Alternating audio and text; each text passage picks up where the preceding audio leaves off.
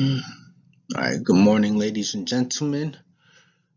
My name is Marcelo Texidor, and today I'm going to be talking about my self assessment and reflection from the class Speech 219.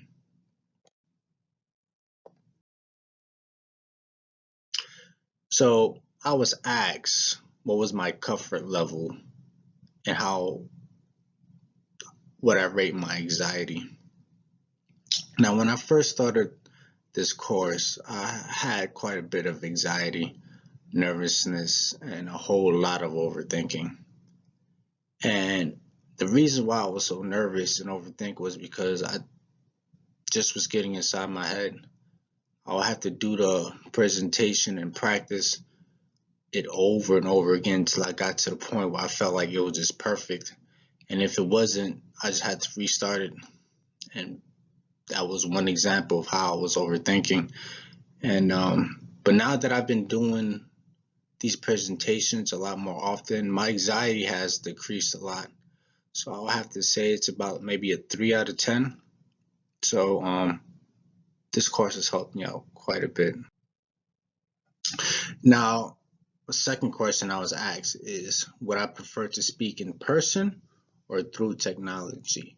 And for me, I would have to say in person because I can actually look at the faces and the people that I'm actually presenting myself to. I can look at their reactions. I can connect with them more. But for me, having to present myself through a technology such as laptop, computer, I feel more like I'm not connecting with nobody. I feel like I'm talking to myself, which is pretty weird. And another question I was asked was, how is speaking in person and doing a presentation through technology, how is it going to help me be more successful? And the reason I agree on how this is going to make me more successful is because it's a double threat. You know, would you rather have somebody that's good in both or just good in one? And if you're successful in both, that's only going to um, separate yourself from everybody else. Because one person might be good in speaking in person, but speaking on the camera or through technology might be a different story. So speaking through both in person and technology, definitely a double threat. And I will have to say knowing your audience as well too, because right now I can be giving a presentation to millions of people and I cannot see their faces. But if it was in person, then that'd be a different story. I can see how my audience is reacting. I can see whether they're older or younger, so I can change up or switch up how I would speak or how I would say something. If that makes sense. Now, preparing for a speech. Everybody needs practice. I'm not Allen Iverson saying practice. We talking about practice.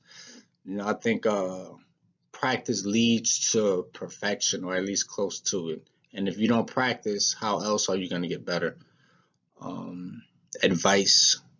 Um, Shout out to my professor.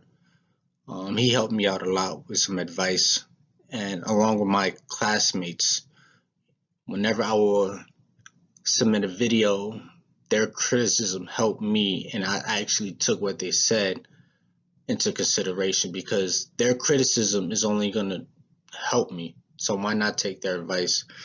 You know, third one is research.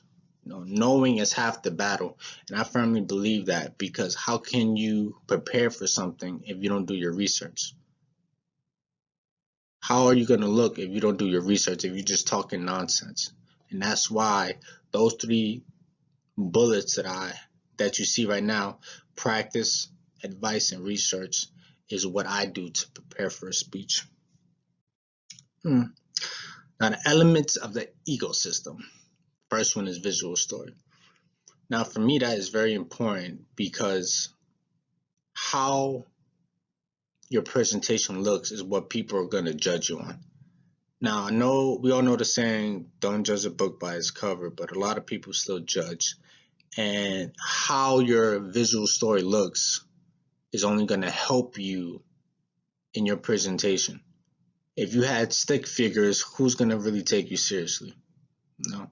And the delivery is really important as well too, because perfect example, if you order food online and they just knock on your door and just leave it there, you're going to feel some type of way. But if somebody actually knocked on your door, rang your doorbell, and actually gave it to you, handed it to you, you're going to take that a lot better than them just leaving it on the floor.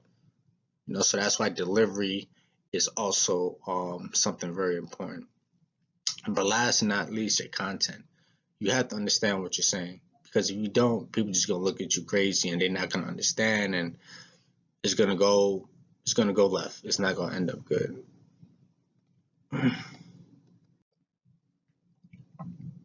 Now, the lessons I've learned in speech throughout this course. First one is the lack of prep. I feel like that one is one of the most important, because not a lot of people take the time to prep what they're going to say, how they're going to say it. They just throw everything together and just wish for the best. And you need to prepare yourself for what's about to come, because if you stay ready, you won't have to get ready. So that's why the lack of prep was one of the three things that I've mentioned. The second one was too much information. Shout out to my professor once again. He knows, when I first did my PowerPoint, I had nothing but information, no pictures, nothing. And I came a long way, and he's helped me quite a bit, and I appreciate that. So too much information is definitely important. The third one is to know your audience. And the reason I say that is because how you present really matters, because how you present to a group of kids is going to be different than how you present to a room full of adults or teenagers. So knowing your audience is one of the most important for me, if not the most important. But those are the three most important things that I've learned in this course. That concludes my presentation. Unfortunately, this is the last assignment, and I was actually enjoying these assignments, surprisingly. But that concludes my presentation, and thank you. I appreciate it.